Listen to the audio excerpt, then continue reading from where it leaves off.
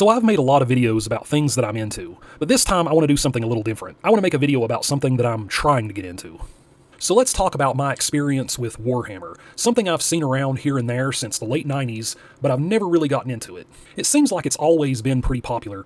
I still live, in the middle of a nowhere little town where you can't even buy a pair of shoes without going to a nearby city about 20 minutes away. But somehow, around the year, I want to say 1997, some dudes started a little comic book type shop that mostly sold WarHammer stuff. In my little one-horse town, the economy was much different then. It seems like it didn't even last a year, but looking back, it was impressive that they even managed to start such a place around here. The point I'm trying to make is, it was strangely popular back then. I had a handful of friends who were interested in it, but I never managed to pick it up, for a few reasons.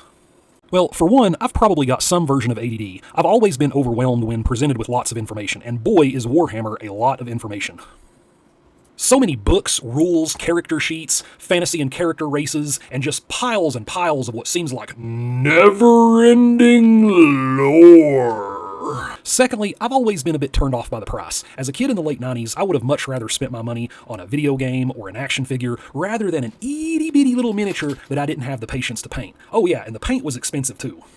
And thirdly, I had other interests, and I didn't feel like my life had room for all of this stuff. I still feel that way to this day, but I've always been a little bit curious about it. So anyway, I started hanging out with an old friend of mine who used to be into WarHammer back then, and he's really picked it up in a big way again now, and he's really been wanting me to learn. And not long ago, he let me paint some of his miniatures.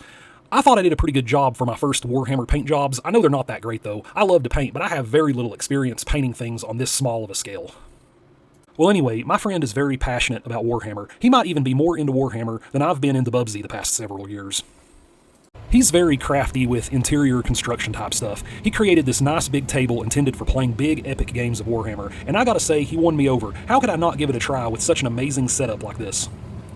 So one day he invited me over and started teaching me the basics. Well, tried to. He showed me a handful of instruction videos, gave me some printouts, and went over the basics using a smaller game board.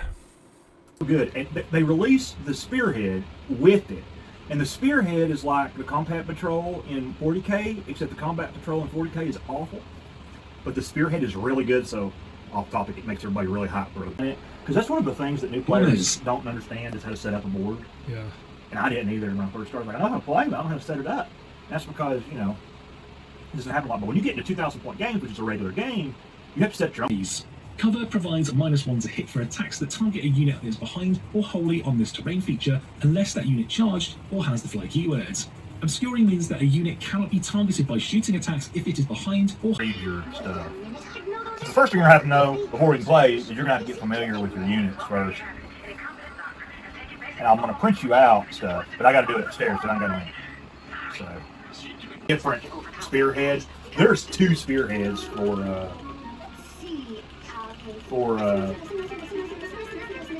Stormcast, because they just released a new one. This is your. And again, it was all a bit too overwhelming to me. But as we started playing on his smaller game board, I started picking up on some basics, like how each character has different attributes, abilities, hit points, armor, etc.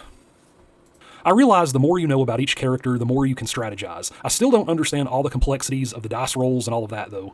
It was still interesting and entertaining trying to learn.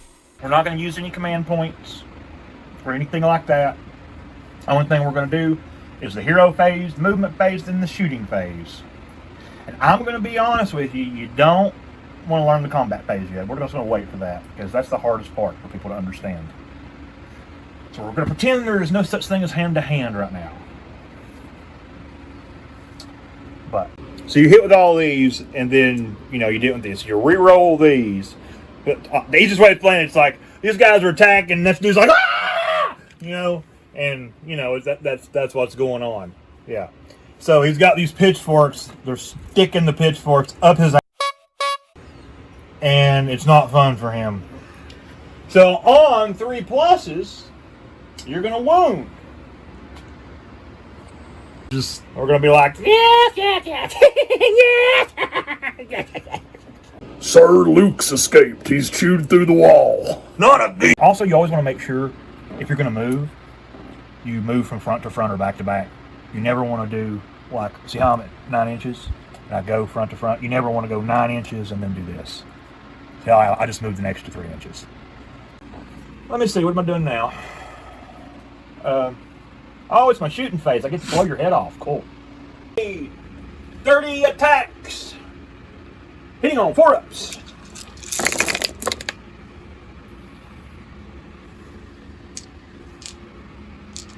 I still don't know how to play yet, but he sent me a bunch of tutorials and other resources, and we made each other laugh a lot, and he gave me some awesome lasagna, so it was a good day. Because it's 2 Ren, they have no save. I think there are 5 so that's save. 4 dead rats. 4 dead rats. Don't